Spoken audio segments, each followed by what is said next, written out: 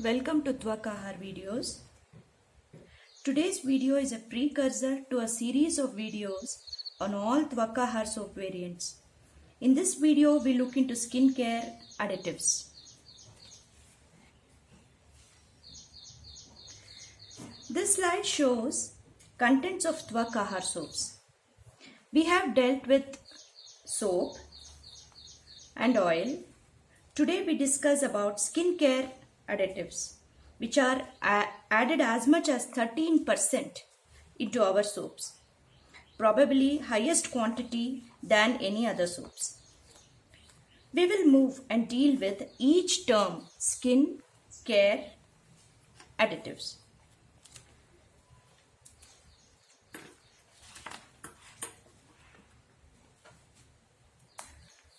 Skin is the largest organ of our body, performing two important functions of being an indicator to our internal health. Good skin is possible only when internal physical and mental health is attended to. This is indispensable. The other function is being a strong barrier to all external conditions like microorganisms and elements of nature like air, water, heat, and other materials. Skin has strong built-in mechanisms to deal with many external assaults, but many times skin health gets upset and defense mechanism alone cannot protect the skin. Then illness sets in. Let us understand illness from two perspectives, Ayurvedic and modern.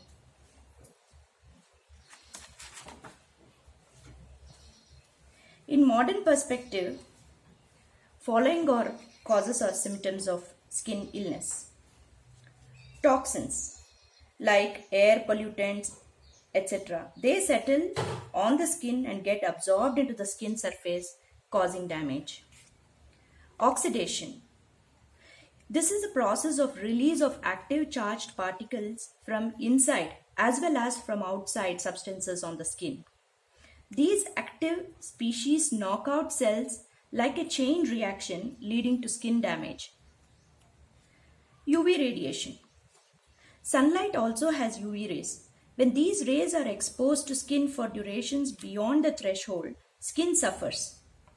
UV radiation kicks in pre-programmed self-destruction cycle.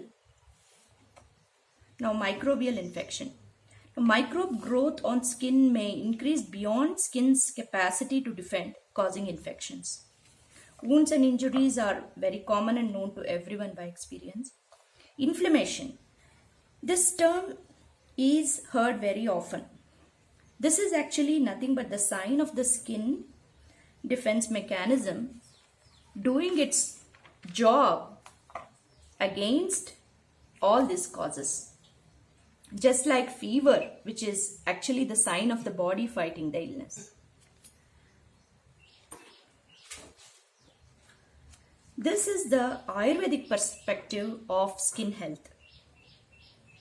Illness of skin is nothing but imbalance of Vata, Pitta, Kapha. Vata is the air and vacuum characters. Pitta is composed of fire and water elements, and Kapha is composed of water and earth elements. And these are the basic characteristics of our body in general.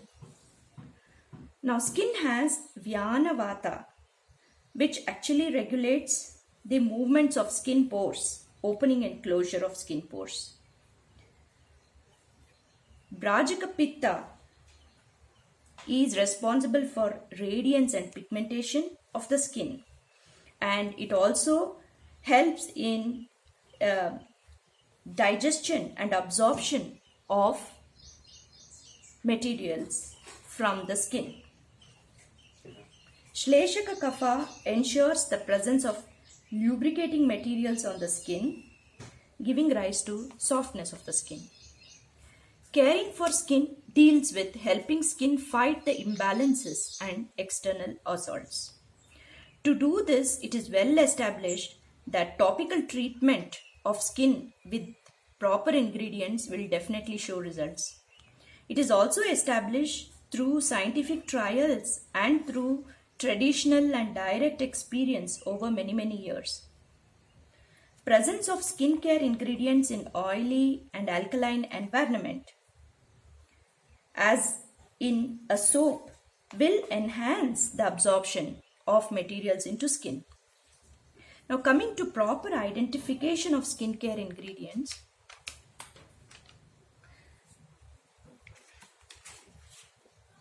this is the Ayurvedic perspective of skincare ingredients identification. Every dravya or skincare ingredient is known to possess rasa, guna, virya, vipaka, karma and prabhava. Rasa means taste as known by the tongue. There are 6 of them. Madhura or sweet rasa. This helps to fulfill the kapha deficiency. And amla, it is sour taste. This goes to fix the kapha and pitta deficiencies. Lavana is salty and this fixes kapha and pitta doshas. Katu is pungent, spicy taste and this fixes pitta and vayu deficiencies. Tikta is bitter. It addresses the pitta deficiency. And kashaya is astringent taste, tongue drying kind of sensation, and this fixes the vayu deficiency. Guna refers to the property exhibited by the ingredient and it is divided into 10 pairs. The first is the Shita and Ushna pair, cold and hot. So ingredients with the cold property increases kapha and vayu doshas and Ushna fixes the pitta doshas. Guru and Laghu, light and heavy, heavy and light. Guru is heavy and Laghu is light. Guru increases the kapha deficiency and Laghu increases the vayu deficiency. Snigdha and Ruksha. Snigdha is oily and Ruksha is dry. Snigdha works to bring the pitta and kapha and Ruksha works to bring up vayu and pitta doshas. So whenever I say this property works, please take it as the ingredients with these characteristics helps in addressing particular dosha. Just like this, other guna also works on doshas. Here, I simply give meaning and names. Now, manda and tikshna, dull and sharp. Slakshna and khara, smooth and coarse. Sandra and drava, solid, liquid. Mridu, katina, soft and hard. Sthira and Sara, stable, unstable. Sukshma and Sthula, minute, gross. Vishadha and Pichala, slimy and non-slimy. There are many more categories of gunas, but here we can only dwell at this level. Virya, the essence of 5 elements concentrated in the portion of the drug is called virya. This is the characteristic of the ingredient which signifies its potency, the active ingredient of the drug. Vipaka refers to the final transformation of the drug once in the system, in our body. Example, many times rasa of a drug remain the same in its final form also, but sometimes, like in ginger, the katu rasa might finally turn into madhura rasa, which is specified as the vipaka of that ingredient. Prabhava is the specific nature of the drug. For example, if we take two digestive drugs which have similar rasa, guna, virya, vipaka, karma, but one of the drug might induce purgation, that is diarrhea, while the other might not, then we say the prabhava of that drug is inducing of purgation. Karma refers to the action caused by ingredient or drug on the body, like pacification of the doshas. I believe even this very little and superficial know-how of Ayurvedic perspective of seeing health and drug will equip us to be sensitive to ingredients that we use every day and the effect that it has on the nature of our body. Now, before moving on to modern perspective, I want to mention we will be dealing with ingredients obtained through plants only at Tvakahar, with the exception of dairy ingredients like milk, curd, and ghee.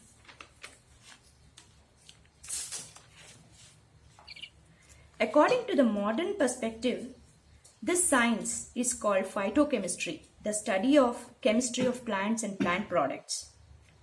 Plants generate two types of chemicals after processing water, sunlight, and earth nutrients. Primary metabolites.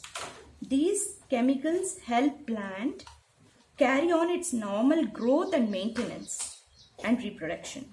This includes carbohydrates, proteins, lipids, chlorophyll, minerals, and vitamins. Secondary metabolites are generated in plants to give defense against microbes, harsh weather, including sunlight, and herbivores. It is generated for attracting pollinators and also to perform some symbiotic functions. Carbohydrates play a role in moisturizing skin and used as anti-inflammatory agents. Proteins help in pigmentations and anti-aging. Lipids help in moisturizing and also possess antimicrobial actions. Chlorophyll is also used for anti-aging and as antioxidants. It scavenges away the free charged active particles on the skin. Vitamins and minerals are micronutrients which nourish the skin defenses so skin defense can do its job well. We will delve in detail when we pick each ingredient in each variant of Tvakahar soaps. Coming to secondary metabolites, the phenolic compounds. These are cyclic compounds containing mainly of carbon, hydrogen, and oxygen. Example for one of the phenolic compounds is gallic acid, which is present in flax seeds, and tannins, which is present in amla. Terpenes. Terpenes are aromatic compounds present in plants. For example, curcumin, which is present in turmeric.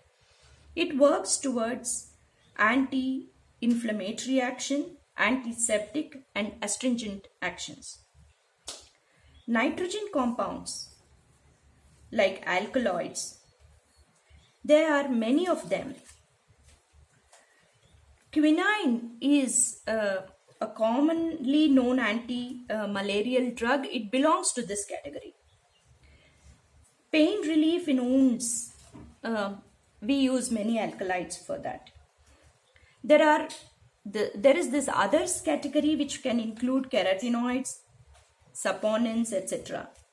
We will capture specific chemicals of these category in our video on individual variants. At Tvakahar, we use whole plant part as skincare ingredients.